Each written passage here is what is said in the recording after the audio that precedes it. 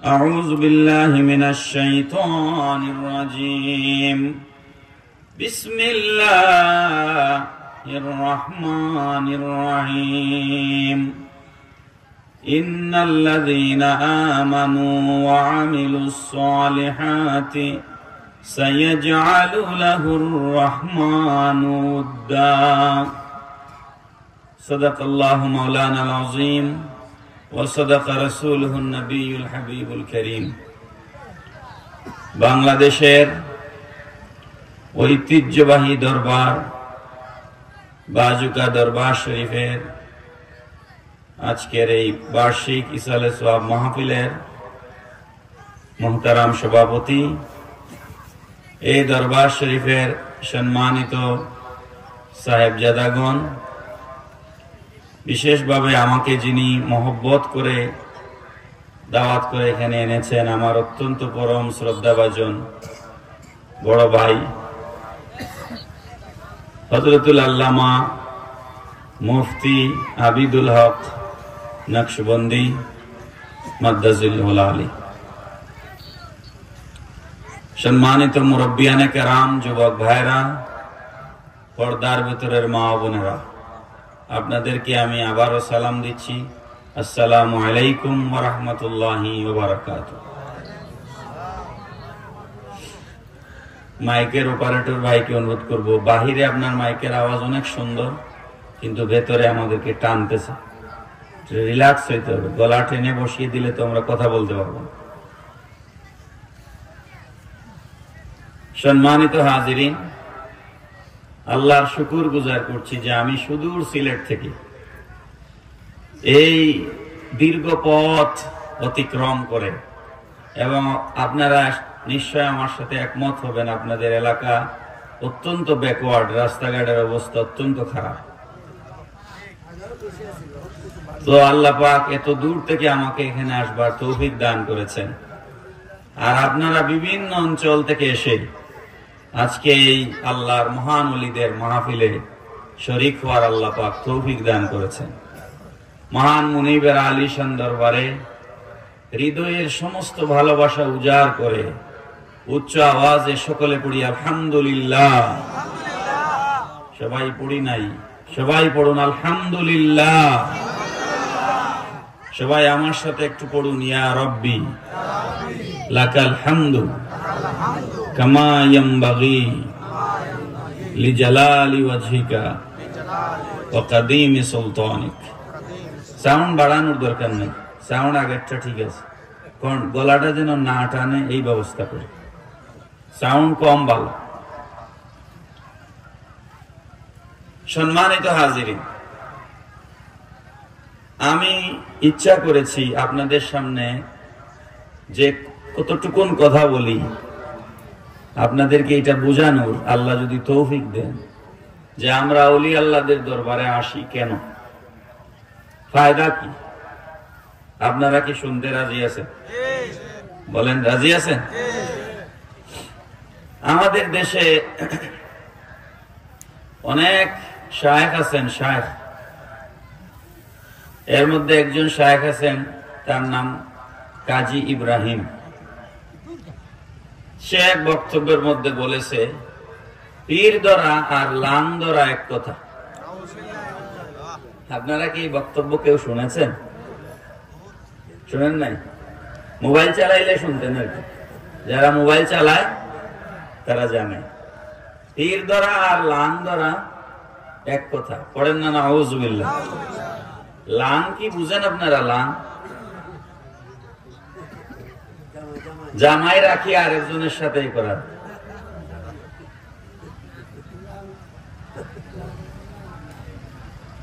আপনারা যদি ধৈর্য ধরে বসেন তাহলে আমি এই জিনিসটা বুঝাতে চাই যে আসলেই কি পীর ধরা আর লাং ধরা এক কথা।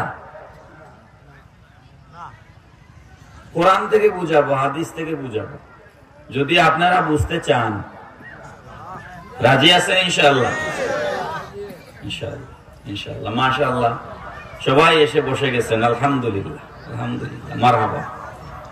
তরিকতের মজলিস আদবের সাথে বসবো আমরা ইনশাআল্লাহ, ইনশাআল্লাহ। মহসিন এটাতে চার্জ ছিল না, এই জন্য ইয়ে ছিল, এখন একটু চার্জ হয়েছে, লাগাইতে পারবে। এটা ভালো করে লাগাই দিই। হাজিরিন, আমি আপনাদের সামনে কোরআনুল কারীমের একখানা আয়াতে কারিমা তেলাওয়াত করেছি। সেই আয়াতে কারিমার আলোকে আমি আপনাদের সামনে কিছু কথা বলতে চাই। বিইজনিল্লাহ বিমাশিয়াতিল্লাহ ওয়া মা তৌফিকি ইল্লা বিল্লাহ আলাইহি তাওয়াক্কালতু ওয়া ইলাইহি উনীব। প্রথমে আমাকে একটা জবাব দেন আপনারা, সব আল্লাহর ওলিদের বয়ান তো একদিনে করা সম্ভব নয়। আমরা এই বাংলাদেশের কথা যদি বলি, তো বাংলাদেশের মধ্যে ওলি আল্লাহদের নাম আসলে প্রথমে কার নাম আসে? মারহাবা, আপনারা জানেন সবাই। প্রথমে কার নাম আসে? সুলতানুল বাঙ্গাল, শাহিনশাহে আউলিয়া হযরত শাহজালাল মুজাররদে ইয়ামানি রাহমাতুল্লাহ আলাইহি। আমি জানতে চাই আপনাদের কাছে, আপনারা কি উনাকে ভালোবাসেন? বাসেন? ভালোবাসেন? শাহজালাল রাহমাতুল্লাহ আলাইহি কে আপনারা ভালোবাসেন কারা? একটু ডান হাত তুলেন। মারহাবা, তাকবীর দেন একটা।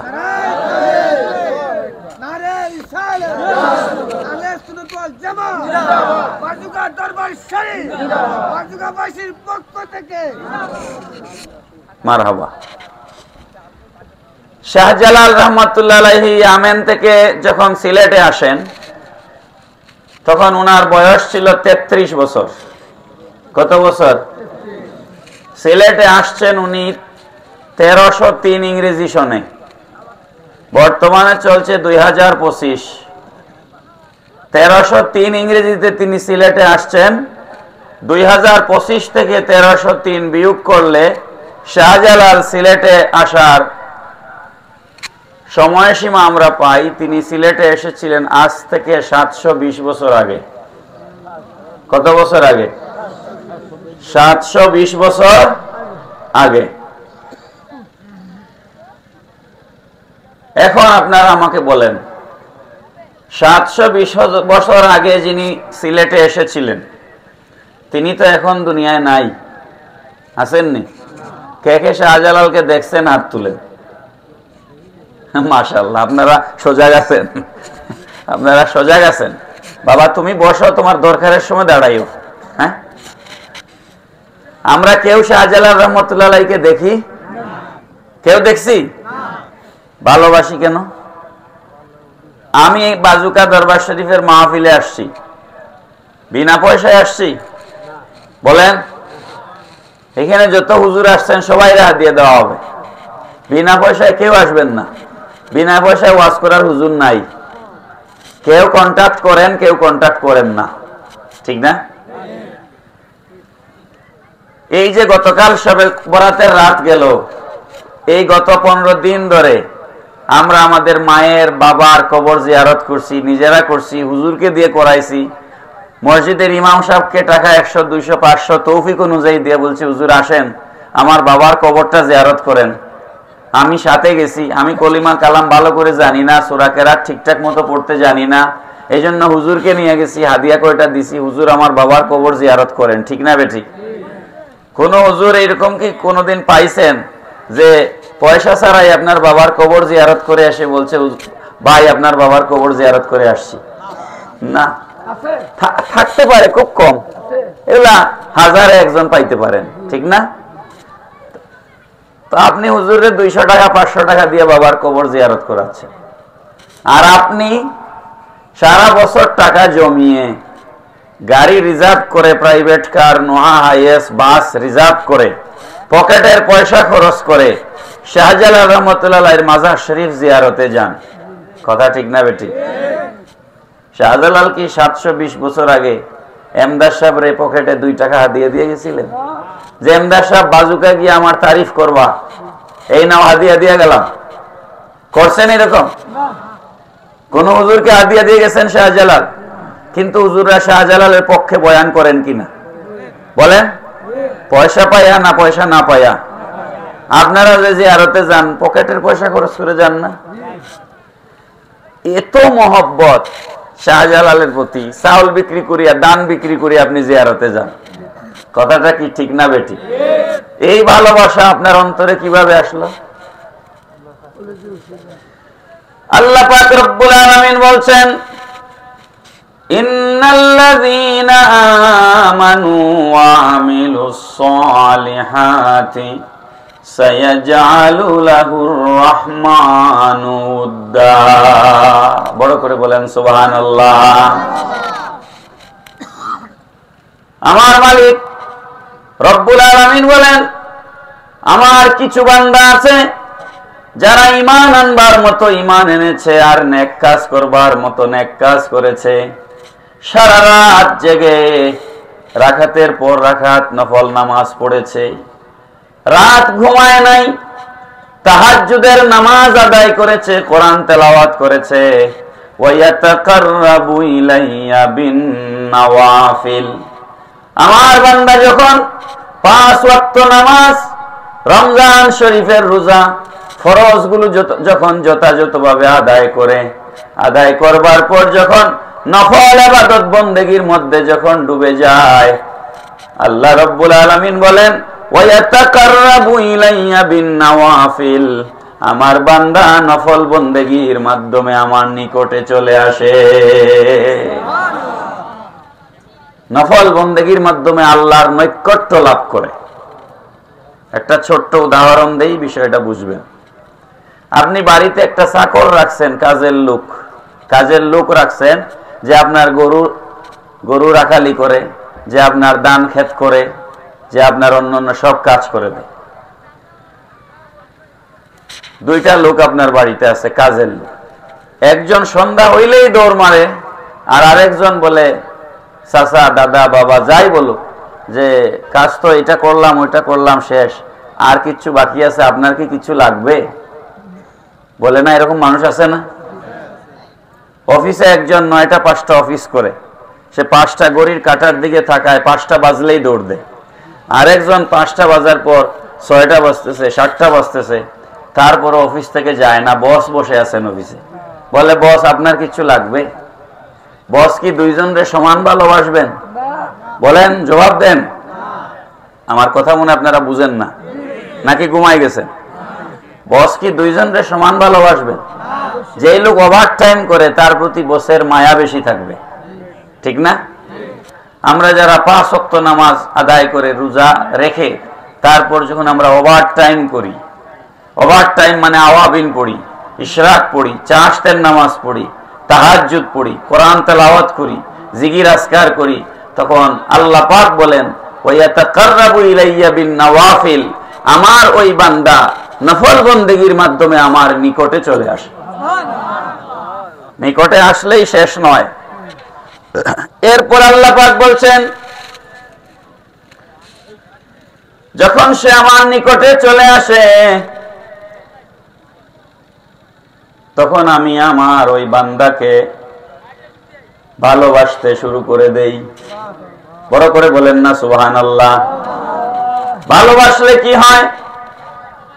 আল্লাহ পাক রব্বুল আলামিন, বুখারী শরীফের হাদিস, আল্লাহ পাক রব্বুল আলামিন তখন জিবরাইল আলাইহিস সালামকে ডাকেন, ও জিবরাইল আসো, একটা ঘটনা ঘটেছে, শোনো। জিবরাইল বলেন, কি ঘটনা ঘটেছে? আল্লাহ পাক রব্বুল আলামিন বলেন, অমুক দেশের অমুক এলাকার অমুক গ্রামের এক বান্দা রাত জেগে আমার ইবাদত বন্দেগী করে, সারা পৃথিবীর মানুষ যখন ঘুমিয়ে যায়, স্ত্রী যখন ঘুমিয়ে যায়, সন্তানরা যখন ঘুমিয়ে যায়, রাত যখন 3টা 4টা বেজে যায়, সে আস্তে করে ঘুম থেকে উঠে তাহাজ্জুদের নামাজে দাঁড়িয়ে যায়। ও জিবরিল, আমার যে বান্দা সারা পৃথিবীর মানুষ যখন গভীর ঘুমে নিমজ্জিত, তখন যখন সে ঘুম থেকে উঠে যায়, কেউ দেখে না, নীরবে নিভৃতে আমি আল্লাহকে সেজদা দেয়, আমি তো আমার ওই বান্দাকে ভালোবেসে ফেলেছি। জিবরাইল আলাইহিস সালাম তখন বলেন, আল্লাহ, তুমি তোমার এই বান্দাকে ভালোবেসেছো, তাহলে এখন আমাদের করণীয় কি? আমরা কি করব? আল্লাহ রাব্বুল আলামিন বলেন, ও জিবরিল, ঊর্ধ্ব জগতের সমস্ত বাসিন্দাদেরকে জানায় দাও, আসমানি সমস্ত ফেরেশতাদেরকে জানিয়ে দাও, যেহেতু আমি আল্লাহ রব্বুল আলামিন আমার এই বান্দাকে ভালোবেসে ফেলেছি, ঊর্ধ্ব জগতের সমস্ত মালায়ে আলার সমস্ত ফেরেশতাদেরকে জানায় দাও তারা যেন আমি আমার ওই বান্দাকে ভালোবাসে। এখানেই শেষ নয়, আল্লাহ পাক রব্বুল আলামিন বলেন, ও জিবরাইল, জগৎবাসী যত মানুষ আছে ঈমানদার, সমস্ত ঈমানদারের অন্তরে আমার ওই বান্দার প্রতি মহব্বত পয়দা করে দাও। এই কথাটা আল্লাহ পাক রব্বুল আলামিন বলছেন, সায়াজালু লাহুর রহমানু উদ্দা। উদ্দা এর বাংলা অর্থ হচ্ছে মহব্বত পয়দা হয়ে যাওয়া। এই যে আপনি শাহজালালের জন্য এত ত্যাগ করেন, কোনদিন দেখেন নাই, এমনও বহু মানুষ আছেন শাহজালালের মাজার জিয়ারত করেন নাই, আছেন না? কিন্তু কেউ যদি শাহজালালের বিরুদ্ধে কথা বলে আপনি তার ঠুটি চেপে ধরেন, আপনি আপনার রক্ত দিয়ে দেন, প্রয়োজনে জীবন দিয়ে দিবেন, শাহজালালের বেইজ্জতি হতে দিব না। ঠিক কিনা বলেন? এই যে মহব্বত আপনার অন্তরে তৈরি হলো, এই মহব্বত কে তৈরি করে দিয়েছেন? বড় করে বলেন, কে দিয়েছেন? আল্লাহ। তো মহব্বত আল্লাহ পাক কখন তৈরি করে দেন? বান্দা যখন আল্লাহর নিকটে চলে যায়।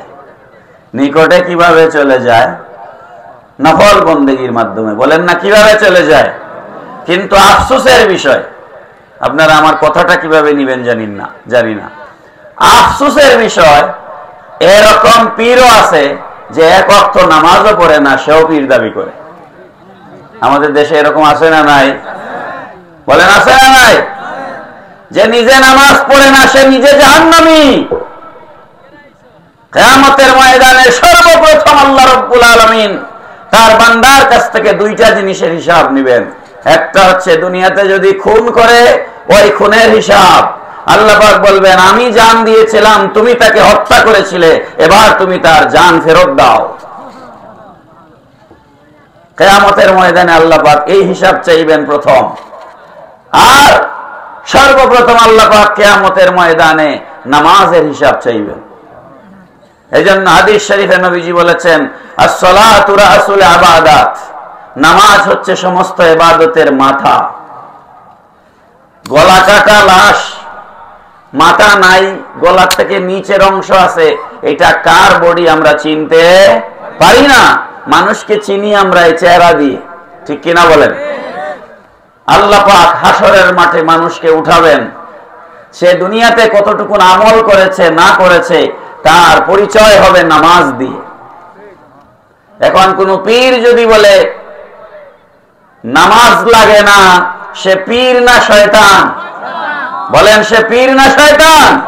সে নিজে বেনামাজি, নিজে জাহান্নামী। তার কাছে যদি আপনি মুরিদ হন, তাহলে জাহান্নামীর মুরিদ তো জাহান্নামেই যাবে। কথা ঠিক কিনা বলেন? এই জন্য ফরজ নামাজই নাই, হে আবার ওলি আল্লাহ হইব কেমনে? ওলি হইতে গেলে ফরজ নামাজ দিয়াও হয় না, নফল ইবাদত লাগে। কি লাগে? নফল ইবাদত লাগে। বাহজাতুল আসরার, গৌসে পাকের জীবনী সম্বলিত একটা কিতাব, বাহজাতুল আসরার। বাহজাতুল আসরারের ভিতরে এই ঘটনাটা এসেছে। গৌসে পাকের কাছে এক মুরিদ এসে বলছে, হুজুর আপনি কি বড় পীর? উনাকে বড় পীর জানি না আমরা। বলছে, হুজুর আপনি কি বড় পীর? ওই অমুক এলাকায় এক লোক আছে, সে বাতাসে উড়ে আসিয়া নদীর পারে নামাজ পড়ে আবার উড়ে চলে গেছে। গৌসে পাক বলেন, আমার নিয়ে যাও তো দেখি ওই জায়গাটায়। নিয়ে গেছে, গিয়ে দেখা যায় যে নদীর পারে যে বালুর উপরে সে নামাজ পড়েছে, তার রুকু সেজদার দাগ আছে মাটিতে, রুকু সেজদার দাগ আছে। তো সে যে সেজদা দিয়েছে, সেজদার সময় দুইটা হাত মাটিতে লাগাতে হয়, হয় না? ওই হাতের দাগ মাটির উপরে পড়ে আছে, আঙ্গুলগুলো এইভাবে ফাঁকা। আঙ্গুলগুলো কি? আমার হাত দেখতেছেন আপনারা? আঙ্গুলগুলো এইভাবে ফাঁকা। গৌসে পাক পড়লেন, লা হাওলা ওয়ালা কুওয়াতা ইল্লা বিল্লাহ। মুরিদরা বলে, হুজুর লা হাওলা ওয়ালা বললেন কেন? আমরা তো দেখলাম সে উড়ে এসে নামাজ পড়ে আবার উড়ে চলে গেল। গৌস পাক বললেন, এ কোন ওলি আল্লাহ ছিল না, এ ছিল শয়তান। তো আপনি কেমনে বুঝলেন এ শয়তান? গৌস পাক বললেন, নামাজের ভিতরে সেজদার সময় আঙ্গুল গুলাকে একটার সাথে আরেকটাকে লাগায়া সেজদা দেওয়া মুস্তাহাব। কি মুস্তাহাব? সুন্নত না, কি মুস্তাহাব। সে যেহেতু আঙ্গুল ফাঁকা রেখে সেজদা দিয়েছে, কোন ওলি আল্লাহ নামাজের ভিতরে মুস্তাহাব তরক করতে পারে না। পড়েন না সুবহানাল্লাহ।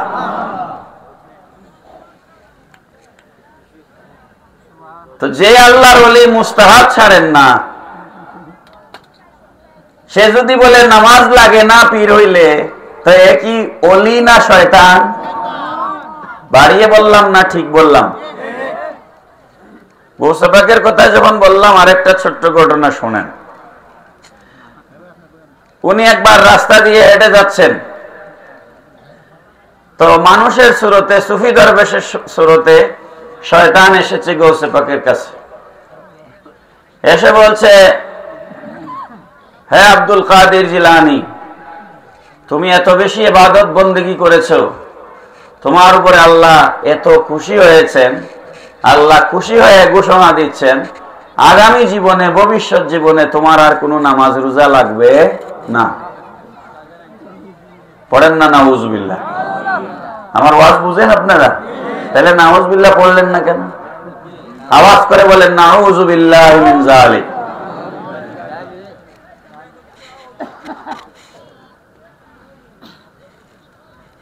এখন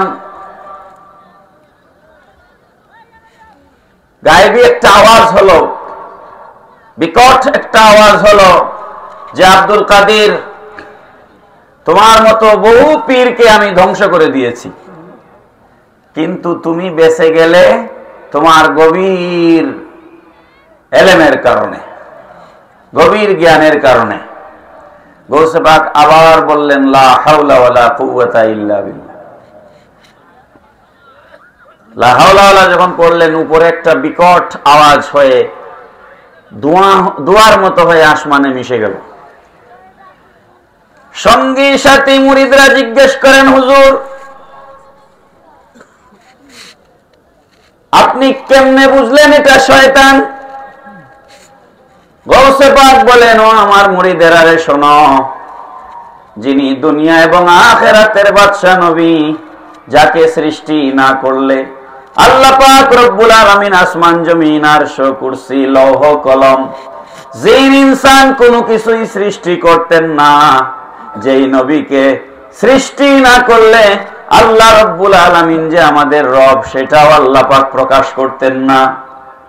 এমন নবীর উপর থেকে নামাজের বিধান রহিত করা হয় নাই, নামাজের বিধান তুলে নেওয়া হয় নাই। যেই নবীর উপর থেকে নামাজের বিধান তুলে নেওয়া হয় নাই, সেই নবীর আমি একজন আদনা গোলাম আব্দুল কাদের জিলানী, আমার উপর থেকে নামাজের বিধান তুলে নেওয়া হয়েছে, আমার আর নামাজ পড়া লাগবে না, এই কথা শয়তান ছাড়া আর কেউ বলতে পারে না। কথাটা কি বুঝছেন? তো মুরিদরা বলছে, হুজুর দ্বিতীয়বার তো শয়তান ঠিক কথা বলেছিল, আপনি আপনার গভীর এলেমের কারণে, গভীর জ্ঞানের কারণে আপনি বেঁচে গেছেন, এই কথাটা কি সে ভুল বলছে নাকি? আপনি আবার লা হাওলা ওয়ালা কেন পড়লেন? আব্দুল কাদের জিলানী রাহমাতুল্লাহ আলাইহি বলেন, মুরিদরা রে শোনো, পৃথিবীর কোন ওলি আব্দাল, গাউস কুতুব, দুনিয়ার কোন মানুষ তার জ্ঞানের কারণে সে শয়তানের সাথে লড়াই করে বাঁচতে পারে না। পৃথিবীর কোন মানুষের পক্ষে এলেম দিয়া শয়তানকে মোকাবেলা করা সম্ভব নয়, কারণ শয়তান হচ্ছে অনেক বড় আলেম। শয়তান ছিল মুআল্লিমুল মালাইকা, ফেরেশতাদের উস্তাদ, ঠিক কিনা বলেন? শয়তান ছিল মুআল্লিমুল মালাইকা, ফেরেশতাদের উস্তাদ। তার সাথে এলেম দিয়ে, জ্ঞান দিয়ে মোকাবেলা করা পৃথিবীর কোন মানুষের পক্ষে সম্ভব নয়। তো হুজুর আপনি কিভাবে বেঁচে গেলেন? বলছেন, মুরিদরা রে, আমি নিজে নিজে বাঁচি নাই, আল্লাহ রব্বুল আলামিন তার দয়ায় আমাকে শয়তান থেকে বাঁচায়া দিয়েছে। আমার উপরে আল্লাহর রহমত আছে। ওয়াদখিলনি বিরহমাতিকা ফি ইবাদিকা সালিহিন। বড় করে বলেন না সুবহানাল্লাহ। আল্লাহর রহমত ছাড়া বাঁচার কোনো উপায়, বলেন বাঁচার কোনো উপায় আছে? কোনো উপায় নাই। আমার কথা অন্যদিকে চলে গেল, আমি আমার মূল কথায় আসছি। আল্লাহ পাক রব্বুল আলামিন বলেন, আমি যখন আমার বান্দাকে ভালোবাসতে শুরু করে দেই, আমার কোন ওলিকে যখন আমি ভালোবাসতে শুরু করে দেই, কুনতু সামাউল্লাযী ইয়াসমাউ বিহি, তখন ওই আল্লাহর ওলির কান আমি আল্লাহর কান হয়ে যায়। কুনতু বাসারাহুল্লাযী ইউবসিরু বিহা, তার চক্ষু আমি আল্লাহর চোখ হয়ে যায়।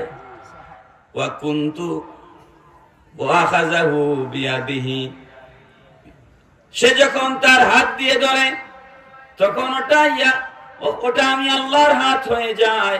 সে যখন পা দিয়ে হাঁটে তখন ওটা আমি আল্লাহর কুদরতি পা হয়ে যায়। পড়েন সুবহানাল্লাহ। এই জন্য আমার বাবারা ভাইরা, আমি যখন ফু দেই সেই ফুতে কোনো কাজ হয় না, কিন্তু আল্লাহর একজন মকবুল ওলি যখন মাথায় হাত বুলায়া দেয়, ফু দেয়, তখন সাথে সাথে কাজ হয়ে যায়। তার কারণ হচ্ছে সে হাত দিয়েছে বটে, কিন্তু ওই হাতটা আল্লাহর কুদরতি হাত। পড়েন সুবহানাল্লাহ। একটা ঘটনা বলি বুঝানোর জন্য, উদাহরণ দিলে বিষয়গুলা মনে থাকে ভালো। লামাজাবি এক ডাক্তার, মাযহাব মানে না। ও ডাক্তারের কাছে এক পীর সাহেব গেছেন ডাক্তার দেখানোর জন্য। উনি জানেন না সে যে লামাজাবি। তো ডাক্তার হুজুরের পরিচয় পেয়েছে যে উনি একজন আল্লাহর ওলি, পীর, বুজুর্গ। তো সে যত্ন নিয়েই দেখছে, পরীক্ষা নিরীক্ষা করছে। করার পর বলছে, হুজুর আপনি তো একজন বড় আলেম, আপনার কাছে একটা জিনিস জানতে চাইলাম। তো হুজুর বলেন, বলো। একটা কেন, যে তোটা ইচ্ছা বলো। তো বলে, হুজুর এই যে আপনারা ফু দেন পানির মধ্যে, তেলের মধ্যে, এই ফুতে কি হয়? প্রশ্নটা বুঝছেন? লামাজাবি ডাক্তার প্রশ্ন করছে হুজুরের কাছে, ফুতে কি হয়? ফু। হুজুর দিচ্ছেন তার একটা গালি। কি দিচ্ছেন? গালি। পেশাব মানুষের মুখে তো গালি মানায় না। তার মেজাজ গেছে গরম হয়ে, চেহারা টেহারা মলিন হয়ে গেছে। হয়নি আমাদের এখন কেউ কিছু বললে মন খারাপ হয় না? হুজুর আপনি এত বড় একজন আলেম, বুজুর্গ মানুষ, আপনার পেশাব মানে হাজার হাজার মুরিদ আছে আপনার, আপনি আমার এরকম একটা গালি দিতে পারলেন? হুজুর বলছেন, বাবা শোনো, আমি তোমার এই প্রশ্নের উত্তর দেওয়ার জন্য গালি দিছি, ইচ্ছা করে গালি দিইনি। পড়েন না সুবহানাল্লাহ। হুজুর বলেন, তোমার আর আমার মাঝখানে 3-4 ফুট ব্যবধান।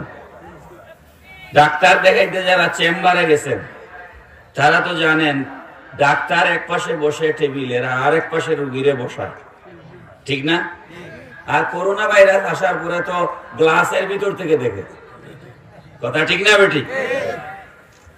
তো হুজুর বললেন, 3 ফুট ব্যবধান তোমার আর আমার মাঝখানে।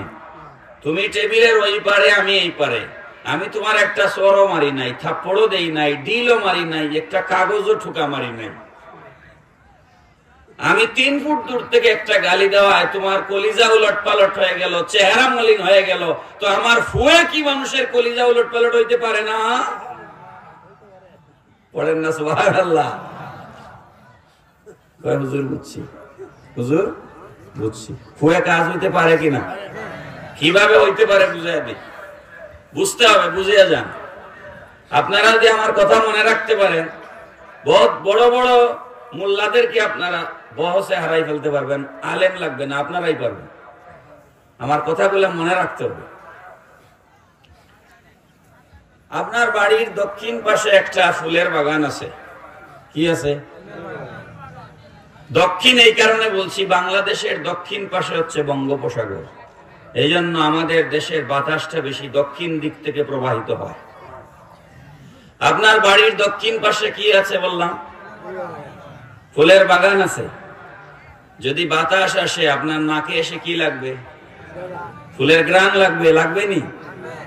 এখন যদি বাড়ির দক্ষিণ পাশে একটা বাথরুম থাকে, কি আসবে? বলেন বলেন, কি আসবে? দুর্গন্ধ আসবে। এখন যদিও বাথরুম আমরা ঘরের ভিতরে ঢুকাই ফেলছি, এক সময় বাথরুম ছিল পুকুর পাড়ে, কি ঠিক না বেটি? কিন্তু এখন সব ঘরের ভিতরে। আমরা সিলেটে বলতাম টাট্টি, আপনারা কি বলতেন? টাট্টি বলতেন নি? আচ্ছা আচ্ছা, তাইলে তো মিলে গেল। তো টাট্টি ছিল আগে পুকুর পাড়ে, এখন ঢুকে গেছে একদম বেডরুমে, ঠিক না? ফুলের বাগান থাকলে ফুলের সুবাস এসে নাকে লাগে। বাথরুম ল্যাট্রিন থাকলে দুর্গন্ধ এসে নাকে লাগে। এটা বাতাসের কোনো কারামত নয়, কারণ বাতাসের কোনো রং নাই, বাতাস দেখা যায় না। গাছে নড়লে বোঝা যায় বাতাস হচ্ছে। বাতাসের কোনো গন্ধ নাই, বাতাসের কোনো টেস্ট নাই, বাতাসের কোনো স্বাদ নাই। জিগান কোন সায়েন্টিস্ট, কোন বিজ্ঞানী একজনকে জিগান, বাতাসের কোনো রং নাই, স্বাদ নাই, গন্ধ নাই।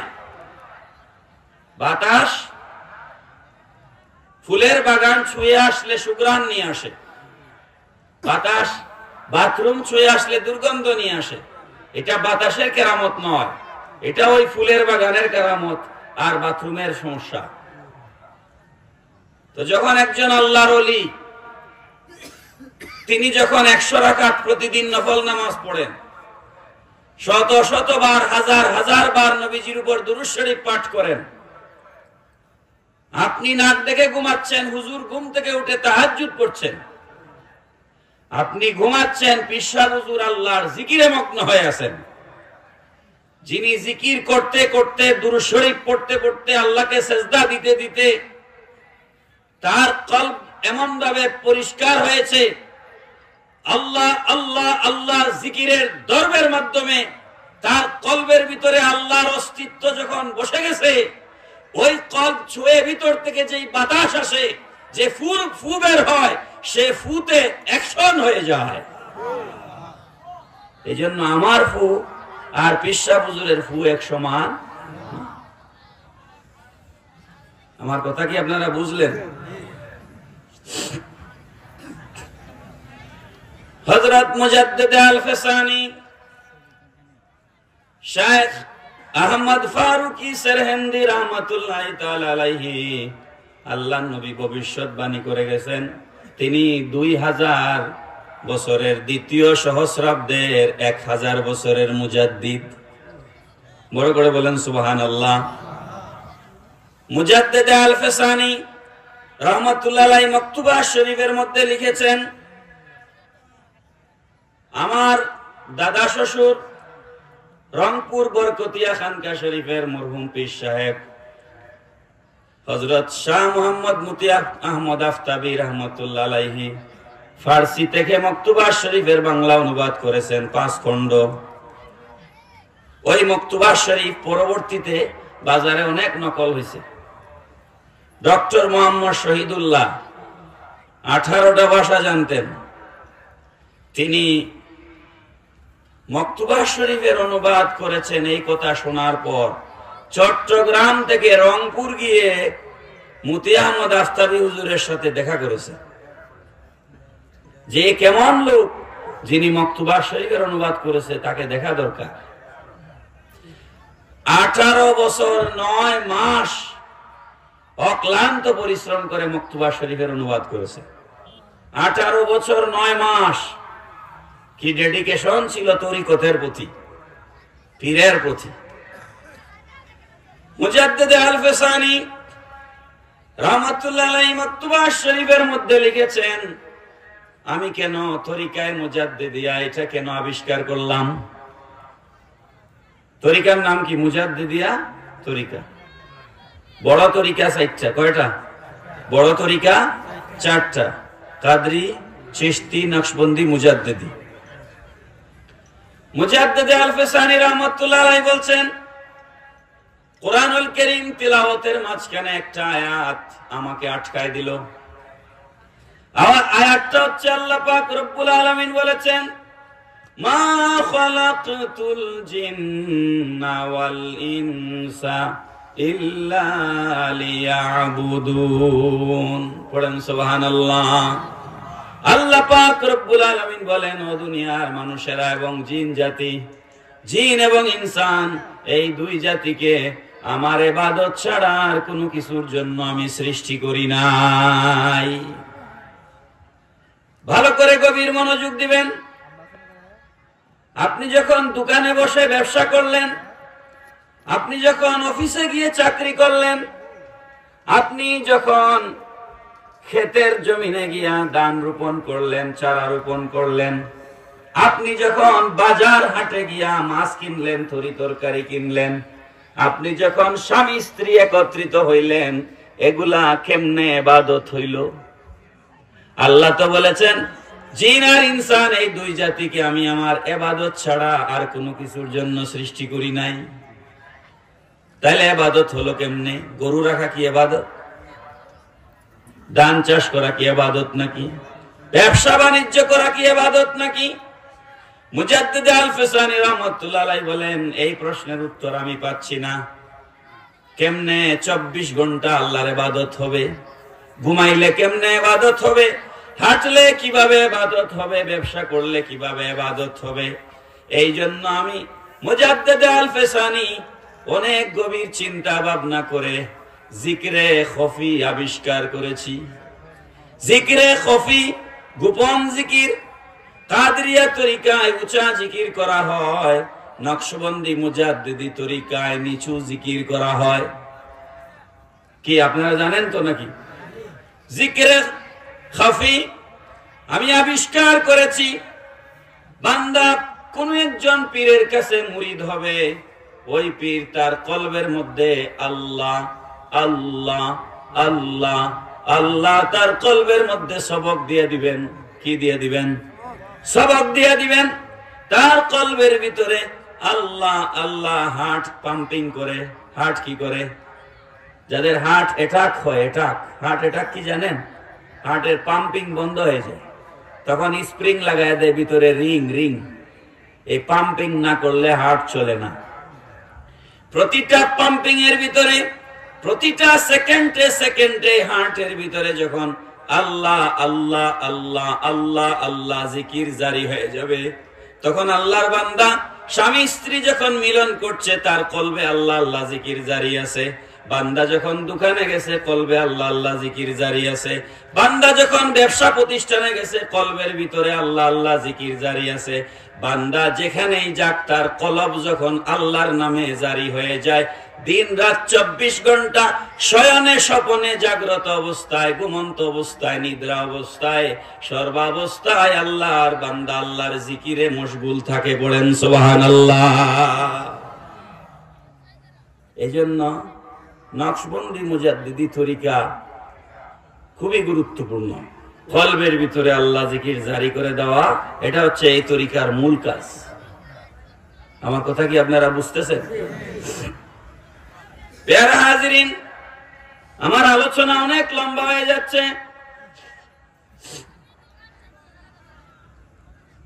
আমরা কেন আল্লাহর ওলিদের কাছে যাই?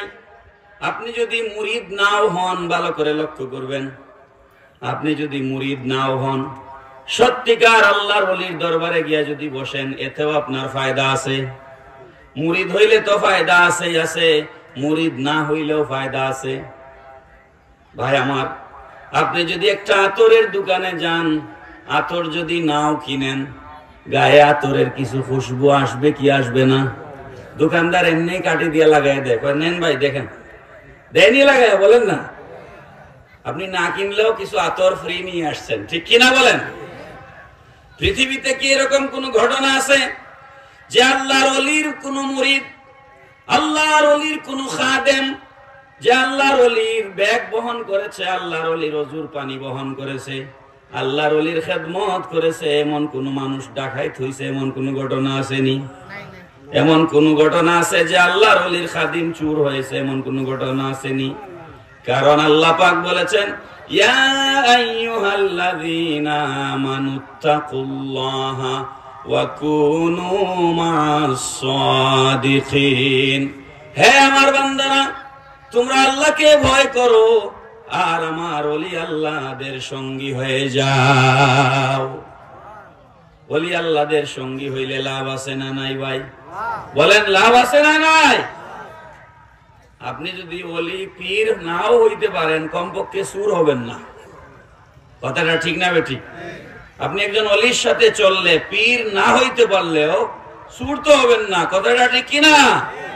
চোরের সাথে চললে সুর হবেন, ডাকাইতের সাথে বন্ধুত্ব করলে ডাকাইত হবেন, ওলির সাথে বন্ধুত্ব করলে ওলি হবেন। এই কথাটা কি বোঝা খুব কঠিন? সঙ্গীর কারণে লোহা জ্বলে বাসে। একটা পেরেক লোহাকে পানিতে আপনি কখনোই বাসাইতে পারবেন না, কিন্তু একটা কাঠের সাথে মেরে দেন, ওই কাঠও বাসবে, লোহাও বাসবে। আমাদের মতো হাজারো লক্ষ বার গুনাহ করনেওয়ালা আমরা যারা গুনাহগার আছি, আমরা যখন দরিয়ায় ডুবে যাব, তখন লোহা যেভাবে কাঠের সাথে সম্পর্ক থাকবার কারণে ভেসে যায়, আমরা আল্লাহর ওলিদের কারণে সেইভাবে হাসরের মাঠে পার পেয়ে যাব। কথা কি বোঝা যাচ্ছে? শীতকাল আসলে আমার আজকে খুব বেশি মাথা ব্যথা করতেছে, অসম্ভব। আপনাদের সঙ্গে যে কথা বলতেছি, একটু জোরে কথা বললেই মাথায় সিগন্যাল দিচ্ছে, খুব কষ্ট হচ্ছে। আমি জানি না কি কারণ। আল্লাহ পাক শেফা দিন, সবাই বলুন আমিন। শীতকালে তো শীত চলে গেল, আজকে হচ্ছে ফাল্গুনের 2 তারিখ। মাঘ শেষ মানে শীত নাই, আর শীত ঘুরে আসবে না। এ আসবে না। এখন হালকা পাতলা একটু বৃষ্টি টিষ্টি হইলে একটু লাগতে পারে। তো শীত আসলে আমরা গ্রামের মানুষ, বিশেষ করে শহরে এগুলো লাগে না, আমরা খড় এক জায়গায় করিয়া আগুন পোহাই। এটারে সিলেটে বলে আগুন থাবানি। আপনারা কি বলেন? হ্যাঁ, আগুন পোহাই, লাকড়ি খড় এগুলো সকালবেলা বন বন বন বন বলে না, বন এক জায়গায় করিয়া আগুন থাবাইলে কি হয়? শরীর গরম হয়, ঠিক নেই? আপনি কি আগুনের ভিতরে ঢুকছেন না বাইরে আছেন? হ্যাঁ, আগুনের বাইরে থাকলেও যদি আগুনের তাপ আপনাকে প্রভাবিত করে আপনার শরীর গরম করতে পারে, ওলি আল্লাহরা দূর থেকে আপনাকে প্রভাব দিতে পারে না? বলেন, পারেন কি পারেন না? এগুলো একটু খেয়াল করবেন। ওলিদের তাওয়াজ্জু এমন, আপনার জীবন পরিবর্তন হয়ে যাবে। আমি নবীজির একটা ঘটনা বলি, মনে হইল ছোট্ট করে। নবীজি যেদিন হিজরত করতেছেন, কোথার থেকে? মক্কাতুল মুকাররমা থেকে মদিনাতুল মুনাওয়ারা। নবীজির হিজরতের মাঝখানে এত মুজিজা ঘটেছে, নবীজির মুজিজা। আমার নবীর 4000 মুজিজা ছিল। সুবহানাল্লাহ বলবেন না? একটা আওয়াজ করে বলেন সুবহানাল্লাহ।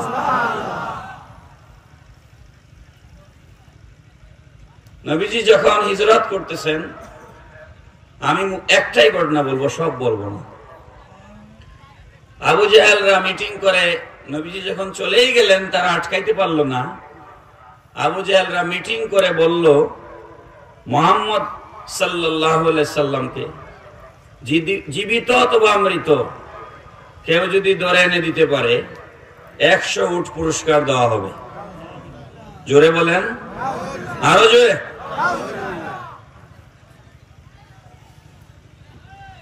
হযরত বুরায়দা আসলামী রাদিয়াল্লাহু তাআলা আনহু, নবী সাহাবী, তখন তিনি ঈমানদার ছিলেন না।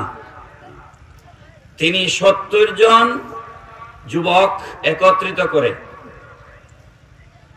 শরীরে শক্তি, জোয়ান 70 জনকে একত্রিত করে আল্লাহর রাসূলের পেছনে ধাওয়া করলেন 100 উটের লোভে। জবলে সুর পর্বতে আল্লাহর রাসূল 3 দিন 3 রাত ছিলেন। সেখান থেকে বের হয়ে যখন মদিনাতুল মুনাওয়ারার দিকে রওনা দিলেন, মদিনায় মুনাওয়ারায় পৌঁছবার 70 থেকে 80 মাইল বাকি। একটা জায়গার নাম হচ্ছে মওজায়ে গমিম। সেই মওজায়ে গমিমের মধ্যে গিয়ে বুরায়দা আসলামী 70 জন যুবক নিয়ে আল্লাহর রাসূলকে ব্যারিকেড তৈরি করল। মাঝখানে আবু বকর সিদ্দিক আর আল্লাহর নবী 2 জন। 70 জনের সাথে যুদ্ধ করে 2 জন পারবা? বলেন। 70 জন ঘেরাও করে ফেলল আল্লাহর রাসূলকে। নবীজি এবার নবুয়তের নজরে বুরায়দা আসলামের দিকে তাকাইলেন। আমি তাওয়াজ্জু বুঝাচ্ছি আপনাদেরকে, তাওয়াজ্জু। আপনারা কচ্ছপ চিনেন? কচ্ছপ, কচ্ছপ, কচ্ছপ কোথায় থাকে? পানিতে। কিন্তু ডিম পাড়ে শুকনায়। ডিম পাড়ে কোথায়? কচ্ছপ থাকে পানিতে, ডিম পাড়ে শুকনায়। মুরগি হাঁস মুরগির মতো ডিমকে নিচে নিয়ে এসে তা দেয় না। কচ্ছপ আর তার ডিমের মাঝখানে 40-50 ফুট দূরত্ব থাকে। এই 40-50 ফুট দূর থেকে কচ্ছপ তার ডিমের উপরে চোখ দিয়া ফোকাস করে, সেই ফোকাসে ডিম ফুটে বাচ্চা বের হয়ে যায়। সুবহানাল্লাহ কইতেন না? 50 ফুট দূর থেকে যদি কচ্ছপের চোখের পাওয়ারে ডিম ফুটে বাচ্চা হইতে পারে, আল্লাহর ওলিদের কোনো পাওয়ার নাই? আছে না নাই? নবীজি নবুয়তের নজর দিলেন বুরায়দা আসলামীর দিকে। বুরায়দা আসলামী বলেন, আল্লাহর নবী যখন আমার দিকে তাকাইলেন, আমার ঘোড়ার পা গুলো মাটির ভিতরে ঢুকে গেল। আমার হাতের মধ্যে কম্পন শুরু হয়ে গেল। আমার হাত থেকে তরবারি মাটিতে পড়ে গেল। আমি অসহায় অনুভব করতে লাগলাম। আল্লাহর নবী এই মুহূর্তে আমাকে জিজ্ঞেস করলেন, তোমার নাম কি? আমি বললাম, আমার নাম বুরায়দা। নবীজি বলেন, বুরায়দা তো বারদুন থেকে এসেছে। বারদুন মানে হচ্ছে ঠান্ডা, শীতল। তো তুমি এত গরম কেন? সুবহানাল্লাহ। তোমার বংশ কি? আপনারা জানেন আরব দেশে বংশের বিশাল মর্যাদা। বংশে বংশে মারামারি, এগুলো আমাদের দেশেও আছে। আছে না নাই? আল্লাহর নবী দুনিয়ায় এসে বংশে বংশে মারামারি বন্ধ করেছেন। হযরত আসওয়াদ নিয়ে 4 গ্রুপ যখন মারামারি লেগে গেছে, আল্লাহর নবী নিজ হাতে হযরত আসওয়াদকে চাদর মোবারকের উপরে উঠাইয়া 4 গ্রুপের 4 নেতাকে 4 কোণায় দড়িয়া নিয়ে লাগাইয়া দিছেন। পড়েন না সুবহানাল্লাহ? নবীজি জিজ্ঞেস করেন, তোমার বংশ কি? তিনি বলেন, আমরা হচ্ছি বনু আসলাম, আমরা আসলামি। নবীজি বলেন, আসলাম তো সিলমুন থেকে এসেছে, ইসলাম থেকে এসেছে। তো ইসলাম তো শান্তি, তো তুমি এত উশৃঙ্খল কেন? বুরায়দা আসলামি বলেন, নবীজি এক একটা কথা বলছিলেন আর মনে হচ্ছিল আমার বুকের মধ্যে তীরের আঘাত লাগতেছে, আমার পায়ের তলার মাটি সরে যাচ্ছে। নবীজি জিজ্ঞেস করলেন, তুমি কেন এসেছো? আমি বললাম, খোদার কসম খেয়ে বলছি নবী গো, এসেছিলাম 100 উটের লোভে পড়ে আপনাকে বন্দী করে মক্কাতুল মুকাররমায় নিয়ে যাব, আবু জেহেলের ঘোষণা করা 100 উটের মালিক হব।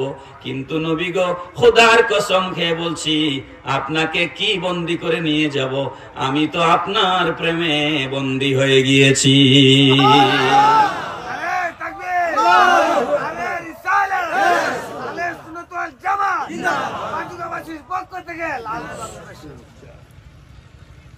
এবার বুরায়দা আসলামী বলেন, হুজুর আর বিলম্ব মনে মানছে না, আমাদেরকে পড়াই দেন লা ইলাহা ইল্লাল্লাহু মুহাম্মাদুর রাসূলুল্লাহ। সবাই একটু মহব্বতে কলিমা শরীফটা পড়েন, লা ইলাহা ইল্লাল্লাহু মুহাম্মাদুর রাসূলুল্লাহ সাল্লাল্লাহু আলাইহি ওয়াসাল্লাম।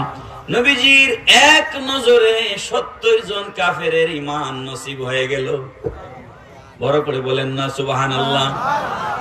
এবার বুরায়দা আসলামী বলেন, হুজুর আপনি দুনিয়া এবং আখিরাতের বাদশা নবী, আপনার জন্য আল্লাহ কুল কায়নাত সৃষ্টি করেছেন। এমন ভাবে লুকায়া লুকায়া আপনি মদিনা শরীফ যাবেন, এটা তো মানা যায় না। এটা আমরা মানতে পারি না। আপনি আমাকে প্রথমত অনুমতি দেন, আল্লাহ কোরআনে নিষেধ করেছেন লা তুকাদ্দিমু বাইনা ইয়াদাইল্লাহি ওয়া রাসূলিহি ওয়াত্তাকুল্লাহ। আল্লাহ কোরআনে নিষেধ করেছেন খবরদার তোমরা আমার নবীর আগে বাড়বে না। বড় করে বলেন সুবহানাল্লাহ। এইজন্য কোরআনে এই আয়াত থেকে তাফসীর মুফাসসিরিনে কেরামগণ লিখেছেন আদব হচ্ছে মুরব্বিদেরকে সামনে হাঁটতে দেওয়া। মুরব্বিদেরকে সামনে হাঁটতে দেওয়া কি আদব? এখনকার যুবকরা এগুলা জানে না। এখনকার যুবকরা হচ্ছে মোটরসাইকেলে উঠলে শার্টের বোতাম খুলে সে রাস্তার রাজা, কিং অফ দ্য স্ট্রিট, আর কেউ সে হিসাবই করে না। কথা কোন ঠিক না বেটি? না, এরকম হওয়া যাবে না, আদব থাকতে হবে। হুজুর কোরআনে আল্লাহ পাক নিষেধ করেছেন আপনার আগে হাঁটা যাবে না, কিন্তু আপনি মেহেরবানি করে অনুমতি দিন, আমার সাথে 69 জন আপনার পিছনে থাকবে আর আমি আপনার বডিগার্ড হয়ে আপনার সামনে থাকবো। সুবহানাল্লাহ। ড্রাইভার আগে থাকবে, এটাই তো নিয়ম, ঠিক কিনা বলেন? নবীজি বলেন অনুমতি দেওয়া হলো। এবার বুরায়দা আসলামী বলেন হুজুর আরেকটা অনুমতি চাই। হুজুর আপনি মদিনাতুল মুনাওয়ারায় যাবেন, এভাবে না, আমরা আপনাকে মিছিল করে নিয়ে যাইতে চাই। আমার তরবারির মাথায় আমার মাথার পাগড়ি খুলে বেঁধে নিলাম আর একটা পতাকা বানাইলাম। পতাকা দুলাইয়া দুলাইয়া 70 জন মিছিল দিয়া আল্লাহর নবীকে মদিনায় মুনাওয়ারায় পৌঁছায়া দিলেন। আমাদের দেশে কিছু মোল্লা আছে ঈদে মিলাদুন নবীর সময় মিছিল করলে বেদাত বলে, আছে না নাই? তুই থাক তোর বেদাত নিয়ে, আমরা আছি নবীর মহব্বত নিয়ে। কথা বলেন ঠিক কিনা? গতকাল পাকিস্তানের কিংবা ভারতের এক হুজুরের বক্তব্য ভাইরাল হয়েছে ফেসবুকে। বক্তব্যটা হচ্ছে তিনি বলছেন, একজন বলতেছে কিতাবে হালুয়া রুটি নাই, তো তিনি বলছেন কিতাবে হালুয়া রুটি কেন থাকবে, হালুয়া রুটি তো কড়াইতে থাকবে। হালুয়া রুটি কি কিতাবে থাকে নাকি? এটা তো কড়াইতে থাকবে। তো বলে আমি দলিল তালাশ করতে করতে খুঁজে পাই না, হালুয়া রুটির দলিল খুঁজে পাই না। তো হুজুর বলতেছে তুই দলিল খুঁজ আর আমি খাইতে থাকি। ঠিক আছে নি? তুই দলিল খুঁজ আর আমি কি খাইতে থাকি। এই মোল্লা দলিল খুঁজে পাস না, বুখারী শরীফ খুল। বুখারী শরীফে আছে আল্লাহর রাসূল মধু পছন্দ করতেন, হালুয়া পছন্দ করতেন। পড়েন সুবহানাল্লাহ। অন্যদিকে আলোচনা চলে গেল, মূল কথায় আসেন। আপনি যদি আল্লাহর ওলির দরবারে আসেন, মুরিদ না হইলেও লাভ আছে। কি আতরওয়ালার দোকানে গেলে ফায়দা হয় না? আপনি যদি কামারের দোকানে যান, লোহা গরম করিয়া পিটাইয়া দা কন্তি কোড়াল বানায় কারা? কামার। কামারের দোকানে গিয়ে যদি বসেন তাহলে আপনার গায়ে এসে ছাই পড়বে। কি পড়বে? ছাই পড়বে। আর আপনি যদি আতরওয়ালার কাছে যান আপনার গায়ে খুশবু আসবে। এই জন্য আপনি আল্লাহর ওলির পাশে যান, গিয়ে বসেন, আল্লাহর ওলির সোহবতে আপনার জীবন সুশোভিত হবে। আমি আপনাদেরকে আমার টাইম কতটুকু আছে, আমি মূল কথায় এখনো যাইতে পারি নাই। আমার ভাই, আমার অত্যন্ত শ্রদ্ধাভাজন হবিগঞ্জ চৌধুরী বাজারটাই পাইতেছিলাম না, চৌধুরী বাজার কেন্দ্রীয় সুন্নি জামে মসজিদের ইমাম ও খতিব হযরত মাওলানা মুফতি আব্দুল মজিদ পিরিজপুরি তশরিফ এনেছেন, বলেন মারহাবা। তো বলবো না, শেষ করে দেব।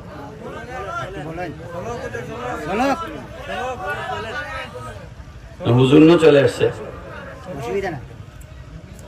আচ্ছা সংক্ষেপ করবো, লম্বা করবো না। খুব সংক্ষেপে কোরআন শরীফ থেকে আমি 3টা উদাহরণ আপনাদেরকে দিব, খুব সংক্ষেপ, লম্বা করব না। আমাকে আমার এক ইউনিভার্সিটির প্রফেসর, আপনি ফিরিজপুরি সাহেব নাম বললে চিনেও ফেলতে পারেন, আপনাদের হবিগঞ্জেরই, আমাকে বাসে, আমরা ইউনিভার্সিটি বাস আছে, তো বাসে আসা যাওয়া করি। তো আমাকে একদিন বলতেছে যে দোয়া তো আমি ঘরে বসে করলেই হয়, শাহজালালের মাজারে যাইতে হবে কেন? প্রশ্নটা কি আপনারা বুঝছেন? আল্লাহ কি কানে শুনেন না? উনি আমার বলতেছে আল্লাহ কি কানে শোনে না? আল্লাহ তো আমি যেখান থেকে ডাকি সেখান থেকেই শুনেন। কথাটা সত্য। কথা কি? আল্লাহ কি শুনেন কি শুনেন না? এই কথা সত্য। কালিমাতুল হাক্কে উরিদা বিহাল বাতিল, কথা সত্য কিন্তু মতলব খারাপ। কথা সত্য কিন্তু মতলব খারাপ। কোরআন শরীফ থেকে আমি এটা দলিল দিই আপনাদেরকে সংক্ষেপে। এই প্রশ্ন শোনার পর আপনার মধ্যে হ্যাঁ ঠিকই তো বলছে, তো আমি দোয়া করে বসে করলে আল্লাহ শুনবেন না, আবার শাহজালালের মাজারে কেন যাইতে হবে? প্রশ্নটা তো মারাত্মক প্রশ্ন। সন্দেহ তৈরি হয়ে যায় অন্তরের ভিতরে, হয় কি হয় না? সে তো আল্লাহর ক্ষমতা আপনার সামনে বলতেছে, তো আল্লাহর কি ক্ষমতা আমরা স্বীকার করি না? অবশ্যই করি। তো আল্লাহ যেহেতু ক্ষমতা আছে শুনবার, তো এখান থেকে বললেও তো শুনবেন, শাহজালালের ওখানে গিয়ে বললেও শুনবেন, তো আর ওখানে অত কষ্ট করে যাওয়ার দরকারটা কি? এই প্রশ্নের জবাব নেওয়া দরকার আছে না নাই? খুব সংক্ষেপ করে বলছি। হযরত ইমরান আলাইহিস সালাম, ওনার স্ত্রী ছিলেন হযরতে হান্না বিনতে ফাকুদা। তিনি দোয়া করলেন বার্ধক্যের বয়সে, আল্লাহ তুমি যদি আমার একটা সন্তান দাও, আমি এই সন্তানকে বাইতুল মুকাদ্দাসের খাদিম বানাবো। কথা কি বুঝছেন? إذ قالت امرأة عمران رب إني نذرت لك ما في بطني محررا فتقبل مني إنك أنت السميع العليم। সূরা আলে ইমরান আয়াত নম্বর 35 করে গিয়ে দেখে নিন।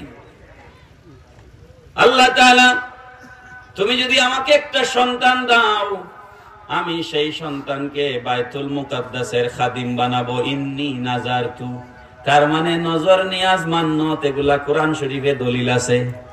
বলেন আছে না নাই? আল্লাহ পাক তার পেটে সন্তান দিলেন।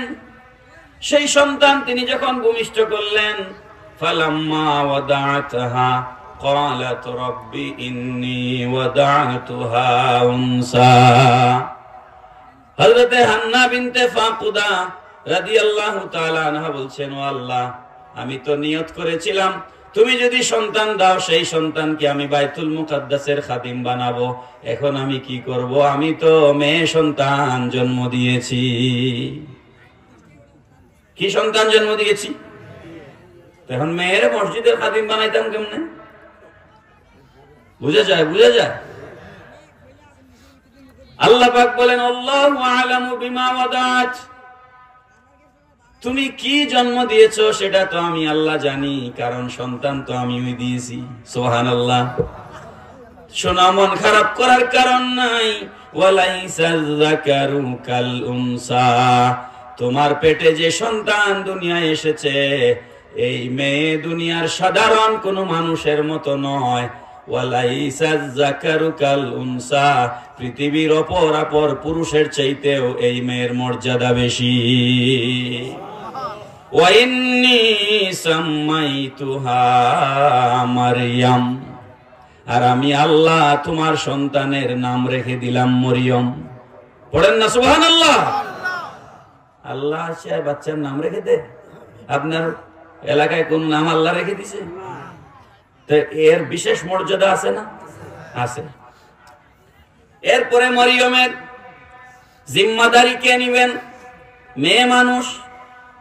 বাইতুল মুকাদ্দাসের তখন ইমাম ও খতিব এবং মুতাওয়াল্লি ছিলেন হযরত মরিয়মের খালু, আরেকজন আল্লাহর নবী হযরতে জাকারিয়া আলাইহিস সালাম।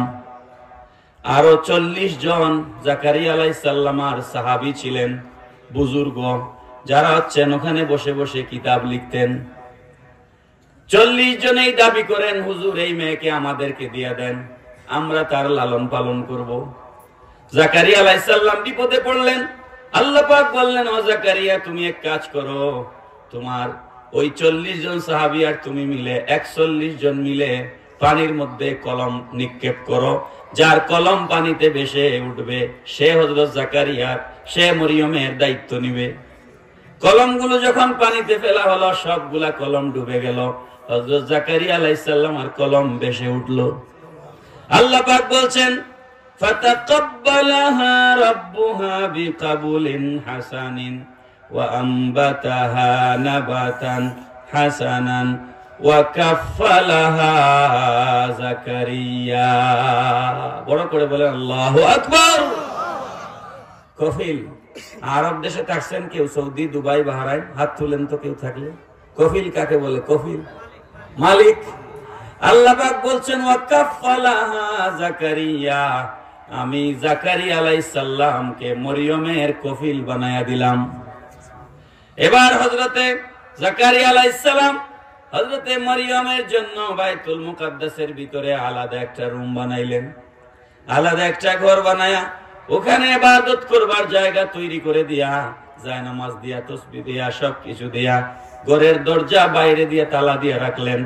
আর প্রতিদিন 3 বেলা, সকাল দুপুর রাত 3 বেলা করে নিয়া হযরতে জাকারিয়া আলাইহিস সালাম নিজের হাতে তালা খুলে খাবার দেন। সকালের নাস্তা, দুপুরের খাবার, রাতের খাবার 3 বেলা চলছে। একদিন আজীব এক ঘটনা ঘটল। হযরতে জাকারিয়া আলাইহিস সালাম দরজা তালা খুলে দেখেন ঘরের ভিতর খাবার দিয়ে ভর্তি। বড় করে বলেন না সুবহানাল্লাহ। দরজা খোলা নাই, খাবার আসলো কোথা থেকে? তাও আবার বেমৌসুমি ফল। এখন আমের ফল সিজন নয় কিন্তু আমে ভর্তি, কাঁঠালের সিজন নয় কিন্তু কাঁঠাল আছে, তরমুজের সিজন নয় কিন্তু তরমুজ আছে।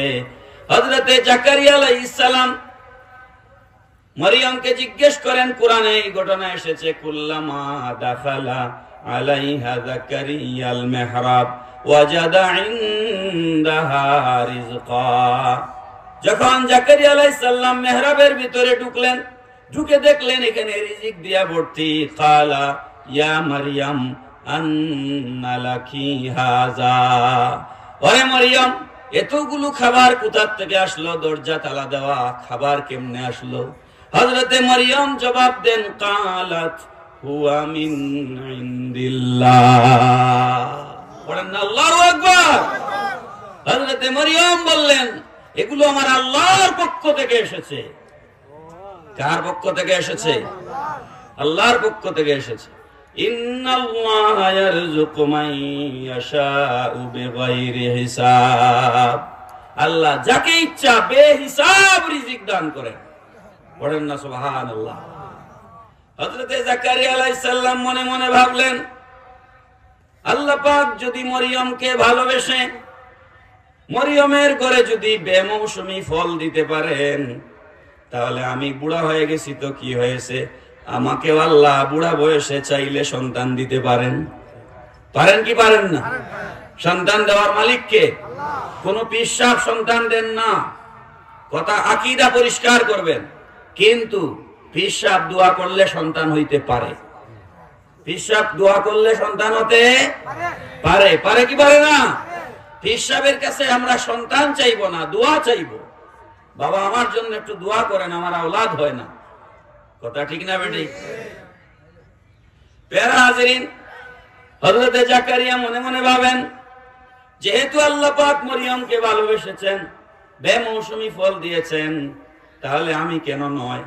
আমি মরিয়মের এই ঘরে, যেখানে মরিয়ম বসে ইবাদত বন্দেগী করার কারণে আল্লাহ পাক মরিয়মকে পছন্দ করে ভালোবেসে বেমৌসুমি ফল পাঠাইছেন, ওই জায়গায় বসে যদি আমি একটু আল্লাহর কাছে দোয়া করি, আল্লাহ তো আমাকেও দিতে পারেন। এই জন্য হযরতে জাকারিয়া আলাইহিস সালাম একজন নবী হওয়া সত্ত্বেও তিনি তার বাড়িতে বসে দোয়া করলেন না, মসজিদের মিম্বরে বসে দোয়া করলেন না। হযরত জাকারিয়া আলাইহিস সালাম মরিয়মের ঘরে দাঁড়াইয়া হাত তুললেন। বড় করে বলেন সুবহানাল্লাহ। নবী জানতেন না আমার দোয়া আমার ঘরে বসে করলেও তো আল্লাহ শুনবেন, তো নিজের ঘর ছেড়ে মরিয়মের ঘরে কেন?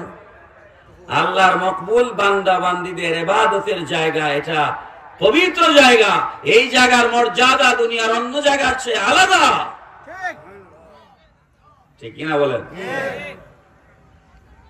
এই কথা আমার কথা নয়। আল্লাহ পাক রব্বুল আলামিন বলছেন, হুনালিকা দা যাকারিয়া রাব্বা। হুনালিকা, এই মোল্লারা তাফসীর খুল, দেখ হুনালিকা অর্থ কি পড়। এরপরে শাহজালালে যাওয়া নিষেধ করিস। হুনালিকা ওই জায়গায়, যেই জায়গায় মরিয়ম ইবাদত করেন, ওই জায়গায় পড়েন না সুবহানাল্লাহ। হুনালিকা দা যাকারিয়া রাব্বা। হযরত যাকারিয়া আলাইহিস সালাম ওই জায়গায় দাঁড়ায় আল্লাহকে ডাক দিলেন। ক্বালা রাব্বি হাবলি মিন লাদুনকা যুররিয়াতান তাইয়্যিবা। আয় আল্লাহ, তুমি আমাকে একটা পবিত্র আওলাদ দাও। পড়েন সুবহানাল্লাহ। কি দাও? পবিত্র আওলাদ দাও। ইন্নাকা সামিউদ দুআ, নিশ্চয় তুমি দোয়া কবুল করনেওয়ালা। আল্লাহ পাক শুনেন না এই দোয়া? বলেন। আল্লাহ রাব্বুল আলামিন বলছেন, ফানাদাতুল মালাইকাতু ওয়া হুয়া কাইমুন ইউসাল্লি ফিল মিহরাব আন্নাল্লাহা ইউবাশশিরুকা বিয়াহইয়া। ও যাকারিয়া, তুমি আমাকে ডাক দিয়েছো আমার বান্দি মরিয়মের ঘরে দাঁড়ায়া। শোনো রে যাকারিয়া, আমি তোমার দোয়া কবুল করে নিলাম। তোমাকে সুসংবাদ দিচ্ছি, তোমাকে একটা সন্তান দিব। সেই সন্তান হবে ছেলে, আর সে হবে নবী। তার নাম রেখে দিলাম ইয়াহইয়া। তাহলে নেক জায়গায়, পবিত্র জায়গায় গিয়ে দোয়া করার দলিল কোরআনে আছে না নাই? বলেন আছে না নাই? সময় তো নাই। আর একটা উদাহরণ সংক্ষেপে নেন। পবিত্র বস্তু, আপনার পীর সাহেব বাজুকি আব্দুল কাদের নকশবন্দি মুজাদ্দিদি বাজুকি রাহমাতুল্লাহ আলাইহি, উনি ধরেন একটা জিনিস ব্যবহার করছেন, সেই ব্যবহার করা জিনিসের বরকত আছে না নাই? বলেন আছে না নাই?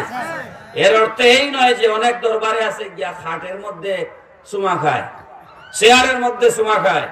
না, এগুলো করবেন না। খাট পূজা করবেন না। আপনার পীরের ব্যবহারী জিনিসকে আপনি সম্মান করবেন। এর অর্থ এই নয় যে খাটকে গিয়ে সেজদা করা। আমরা সেগুলা করি না। সংক্ষেপ কথা শুনেন। হযরত ইউসুফ আলাইহিস সালামকে 10 ভাই সৎ ভাই মিলে কুয়ায় ফেলে দিল। ফেলে দেওয়ার পর ওনাকে বাজারে নিয়ে ব্যবসা কাফেলা বিক্রি করলো। মিশরের বাদশার উজির কিনে আনলো। বাদশাহ তাকে লালন পালন করলো। তারপরে তিনি হযরত ইউসুফ আলাইহিস সালাম আর জুলাইখা, হযরত জুলাইখা রাদিয়াল্লাহু তাআলা আনহা, তিনি চাইলেন ইউসুফকে, পাইলেন না। তারপরে স্বামীর কাছে কমপ্লেইন করলেন। তারপরে জেলে দেওয়া হইল। তারপরে বাদশাহ স্বপ্ন দেখলো, স্বপ্নের তাবির জানার জন্য জেলে গেল। ইউসুফ আলাইহিস সালাম স্বপ্নের তাবির বললেন, তোমার দেশে দুর্ভিক্ষ হবে, তারপরে এইভাবে মোকাবেলা করতে হবে। লম্বা কথা। এক ইউসুফ আলাইহিস সালামের ঘটনাই তো 1 সপ্তাহ ওয়াজ করলেও শেষ হয় না। তারপরে ইউসুফ আলাইহিস সালামকে জেল থেকে ছাড়লো। ইউসুফ আলাইহিস সালামকে মিশরের খাদ্যমন্ত্রী বানাইলো। কি বানাইলো? খাদ্যমন্ত্রী। পরবর্তীতে তিনি হইলেন প্রেসিডেন্ট। প্রথমে হইলেন খাদ্যমন্ত্রী। খাদ্যমন্ত্রী হওয়ার পর দেশে দুর্ভিক্ষ দেখা দিল। ইয়াকুব আলাইহিস সালাম 10 ছেলেরে ডাকলেন, আসো, যাও বাদশার বাড়িতে যাও, রিলিফ বাড়তেছে, রিলিফ নিয়ে আসো, যাও। 10 ভাই আসলেন। ইউসুফ আলাইহিস সালামকে তারা চিনলেন না, কারণ 6 থেকে 7 বছর তাফসীরে আসছে ওনার বয়স ছিল যখন কুয়ায় ফেলছিল। এখন হয়ে গেছে বয়স 40। চিনবে কেমনে? চিনে নাই। তারা চিনল না, কিন্তু ইউসুফ আলাইহিস সালাম ভাইদেরকে চিনে ফেললেন। আরে একসাথে 10টা আসছে না, আরো চিনতে সুযোগ হয়েছে, কারণ 10 জনে মিলে তো ওনারে ফেলছিল। তিনি তাদেরকে ভালো করে খাওয়ায়া দাওয়ায়া আটার বস্তা, গমের বস্তা, ময়দার বস্তা দিলেন। দিয়ে বললেন, যাও আবার আসিও, আবার আসলে আরো বেশি করে দিব। তো তারা গিয়া বাপের কাছে গল্প করলো, মিশরের খাদ্যমন্ত্রী আমাদেরকে খুব ইজ্জত দিছে, সম্মান দিছে, তারিফ করছে, বেশি করে মাল দিছে, বলছে আবার গেলে আবার দিবে। তো ইয়াকুব আলাইহিস সালাম বললেন, তাইলে আবার যাও। কয়েকদিন পরে আবার আসলো তারা। আসার পর আবার আদর যত্ন করে খাওয়ায়া দাওয়ায়া আবার আটা গম বস্তা ভর্তি করে দিয়ে বলেন, চলে যাওয়ার সময় বলেন, এই দাঁড়াও, তোমাদের বাবার খবর কি? পড়েন না সুবহানাল্লাহ? তোমাদের বাবার খবর কি? তারা বলে এই আবার আমাদের বাবার খবর জিজ্ঞেস করে। বলে বাবা, আমাদের এক ছোট ভাই ছিল, অনিন্দ সুন্দর, আমাদের ভাইকে ছোটবেলায় বাঘে খেয়ে ফেলেছে। ওই দেখেন বেঈমান, মিথ্যা কথা বলে, বাঘে খেয়ে ফেলেছে। আমাদের বাবা ওই ভাইয়ের কষ্টে বিরহে কানতে কানতে অন্ধ হয়ে গেছে। কি হয়ে গেছে?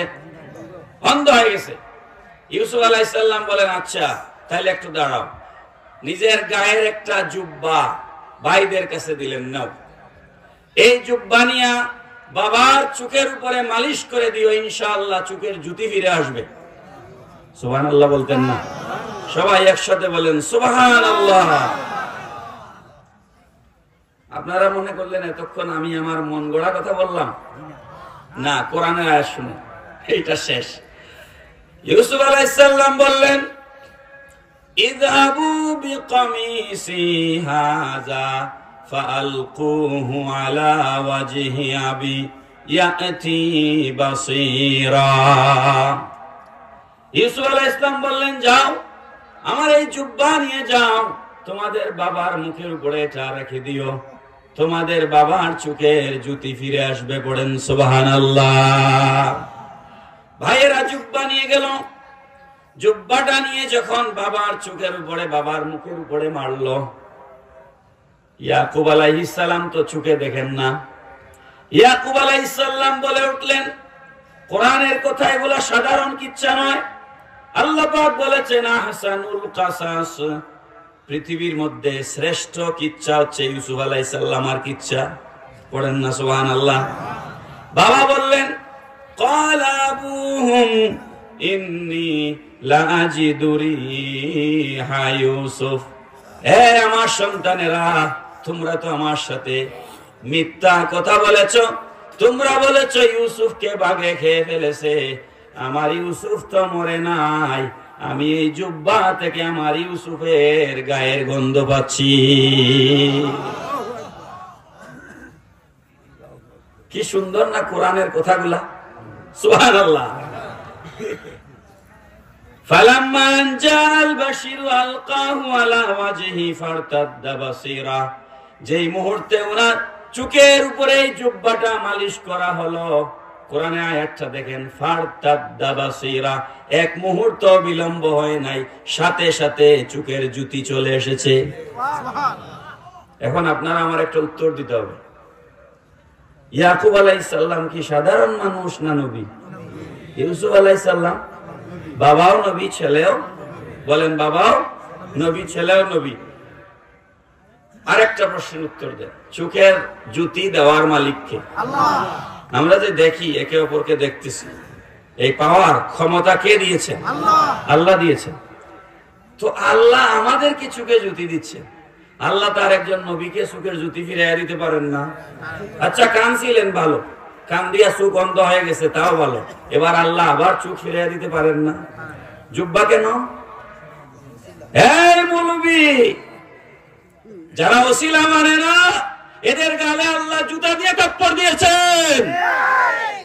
ওসিলা মানুষ না, দেখ কোরআন পড়, তাফসীর করে। তুই তাফসীর বুঝোস নাকি? তুই মুফাসসির, মসজিদের মোল্লা হয়ে মুফাসসির? নবীকে কাবর বলে নাকি মুফাসসির? নবীকে সিক্স প্যাক বলে নাকি মুফাসসির?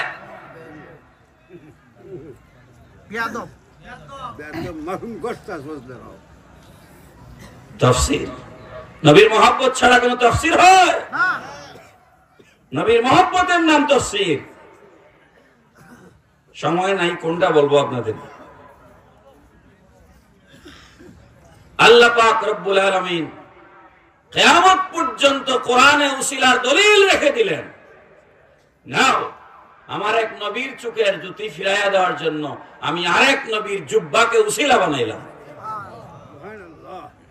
প্যারা হাজিরি, শেষ কথা, যখন সুলাইমান আলাইহিস সালাম যখন বাদশাহী করতেছেন, নবী বাদশাহ, নবীও বাদশাহ, নবীও বাদশাহ, সারা পৃথিবীর বাদশাহ ছিলেন কে? সুলাইমান আলাইহিস সালাম। আল্লাহ পাক তাকে বিশেষ দুইটা পাওয়ার দিয়েছিলেন, বিশেষ দুইটা গুণ। সুলাইমান আলাইহিস সালামের বিশেষ দুইটা মুজিজা ছিল। একটা হচ্ছে মানতিকুত তাইর, তিনি পাখির ভাষা বুঝতেন। আর একটা হচ্ছে তাসরিহুর রিহ, তার কথায় বাতাস প্রবাহিত হতো। বলেন না সুবহানাল্লাহ। তিনি বলতেন, এই বাতাস একে নিয়ে হবিগঞ্জ রেখে আয়, বাতাস এক মুহূর্তে নিয়ে যেত। সুবহানাল্লাহ। সুলাইমান আলাইহিস সালামের আমলে তার বাদশাহীর মাঝেই আরেক মহিলা ইয়েমেনের সাবা শহরে, কোরআন শরীফে সূরা আছে সূরা সাবা, ইয়েমেনের সাবা শহরে এক মহিলা সে রাজত্ব শুরু করে দিয়েছে। লম্বা ঘটনা, আমার শরম লাগতেছে, আমার পিরোজপুরি বাইরে বসাই আমি ওয়াজ করতেছি, কিন্তু আমি আর আসবো কিনা কোনোদিন জানি না। এত ব্যাকওয়ার্ড জায়গা, আমার কোমর ধরে গেছে, এই জন্য আমি দুইটা কথা বলে যাচ্ছি। আর ভবিষ্যতে আসবো কিনা আমি জানি না, বুঝছেন? আর আমরা চাকরি করি, ইউনিভার্সিটি আছে। তা শোনেন, ওটা তো নবীজি তো বেমিসাল, নবীজির সাথে মিসাল দিলে হবে? বেমিসাল। প্যারা হাজিরিন, তো ওই সাবা নগরীতে কি করেছে, তো সুলাইমান আলাইহিস সালামের একটা পাখি ছিল, কোরআনে আসছে, তার নাম হুদহুদ। সব আয়াত আমার সামনে আছে, আমি পড়তেছি না। ওই হুদহুদ পাখি এসে বলে, ও আল্লাহর নবী সুলাইমান, আমি তো এক আজীব ঘটনা দেখে এসেছি। ইয়েমেনে এক মহিলা আপনার রাজত্বকে অগ্রাহ্য করে, অবজ্ঞা করে সে আরেকটা রাজত্ব কায়েম করেছে। এটাও শেষ নয়, সে মূর্তি পূজা করে, সে সূর্যের পূজা করে, সে আগুনের পূজা করে। সুলাইমান আলাইহিস সালাম বললেন, এটা তো চলতে দেওয়া যায় না। সুলাইমান আলাইহিস সালাম বলেন, قال يا أيها الملأ أيكم يأتيني بعرشها قبل أن يأتوني مسلمين। হযরত সুলাইমান আলাইহিস সালাম বললেন, আমার সভাসদের ভিতরে, আমার বৈঠকের মধ্যে এমন কোন মানুষ আছো কি বিলকিস মুসলমান হওয়ার আগে আগেই তার সিংহাসন শুদ্ধ আমার সামনে এনে হাজির করে দিবে? পড়েন সুবহানাল্লাহ। মনে রাখুন, সুলাইমান আলাইহিস সালামের রাজত্ব, তার হেডকোয়ার্টার ছিল ফিলিস্তিন। কোথায়? আজকে ফিলিস্তিনের মুসলমানরা মার খাচ্ছে, গাজা পৃথিবীর মানচিত্র থেকে নাই হয়ে যাচ্ছে। এই ফিলিস্তিন ছিল হেডকোয়ার্টার, আর ওটা ইয়েমেনের সাবা, দূরত্ব হচ্ছে 2200 কিলোমিটার। কত কিলোমিটার? 2200 কিলোমিটার দূরত্ব। তিনি বলছেন, কে পারবে তার সিংহাসন আমার সামনে এনে দিতে? قال عفريت من الجن أنا آتيك به قبل أن تقوم من مقامك। ও আল্লাহর নবী সুলাইমান, জিন, তার নাম হচ্ছে ইফরিত। জিন দাঁড়িয়ে বলছে, ও আল্লাহর নবী সুলাইমান আলাইহিস সালাম, আপনার এই মিটিং ভেঙে আপনি এই চেয়ার ছেড়ে আপনার ঘরে ঢুকবার আগে, অর্থাৎ আপনার স্থান পরিবর্তন করবার আগে আমি এই সিংহাসন এনে দিতে পারবো। পড়েন সুবহানাল্লাহ। সুলাইমান আলাইহিস সালাম বললেন, না, আরো তাড়াতাড়ি চাই। সুলাইমান আলাইহিস সালামের একজন সাহাবী ছিলেন, সুলাইমান আলাইহিস সালামের আপন খালাতো ভাই এবং সাহাবী, ওনার নাম হচ্ছে হযরত আসিফ ইবনে বরখিয়া রাদিয়াল্লাহু তাআলা আনহু। তিনি দাঁড়ালেন। তিনি কি নবী না সাহাবী? বুঝেন তো সাহাবী। হযরত আসিফ বিন বরখিয়া দাঁড়ালেন, দাঁড়িয়ে বললেন, ক্বালাল্লাযী ইনদাহু ইলমুম মিনাল কিতাব আনা আতিকা বিহি ক্বাবলা আন ইয়ারতাদ্দা ইলাইকা তারফুক। ও নবী সুলাইমান, চুকের পাতা তুলতে আর মারতে যতক্ষণ সময় লাগে, এক পলকে আমি 2200 কিলোমিটার দূর থেকে বিলকিসের সিংহাসন আপনার সামনে হাজির করে দিতে পারি। আল্লাহর একজন নবীর সাহাবী মানে একজন ওলি আল্লাহ। কি সাহাবী কি নবী না ওলি? বলেন নবী না ওলি? একজন ওলি আল্লাহকে আল্লাহ পাক এই ক্ষমতা দিয়েছেন, মুহূর্তের মধ্যে 2200 কিলোমিটার দূর থেকে বিলকিসের সিংহাসন সাবাত থেকে ফিলিস্তিনে এনে হাজির করে দিয়েছেন। বড় করে বলেন না সুবহানাল্লাহ। এই ক্ষমতাগুলো দিয়েছেন কে? জোরে বলেন, দিয়েছেন কে? সুতরাং আমার বাবারা, ভাইরা, আমি আমার ছোটবেলার থেকে এই বাজুকা দরবার শরীফের নাম শুনছি, কারণ আমাদের বয়সের চাইতে এই দরবারের বয়স বেশি, ঠিক কিনা বলেন? আর মুফতি আবিদুল হক নকশবন্দি, যিনি আমার শ্রদ্ধাভাজন বড় ভাই, আমরা চিটাং জামিয়া আহমদিয়া সুন্নিয়া আলিয়াতে পড়াশোনা করেছি, উনি আমাদের সিনিয়র, আমরা একসাথে ওখানে ছিলাম। তখন থেকে এই বাজুকা দরবার শরীফের নাম শুনছি। আজকে এসে এই পরিবেশ দেখলাম, জান্নাতি পরিবেশ। আর আপনারা যেভাবে চাতক পাখির মতো, আমি তো মনে করছিলাম মাহফিল ভেঙে গেছে, তো চাতক পাখির মতো আপনারা একটা পিন পতন নীরবতা, এটাকে আদব বলে। এই আদব নিয়ে আপনারা বসেছেন। আদবে অলি, বেআদবে শয়তান। আদবে মানুষ অলি হয়ে যায়, বেআদবির কারণে মানুষ শয়তান হয়ে যায়, ঠিক কিনা বলেন? এই জন্য কথাবার্তায়, চাল চলনে, আচার আচরণে কখনোই আমরা আল্লাহ রসুলের প্রতি, সাহাবায়ে কেরামের প্রতি, আহলে বাইতের প্রতি, আউলিয়ায়ে কেরামের প্রতি কখনোই আমরা কোনো বেয়াদবি প্রদর্শন করব না। আল্লাহ পাক কবুল করুন। আমাকে দীর্ঘ সময় কথা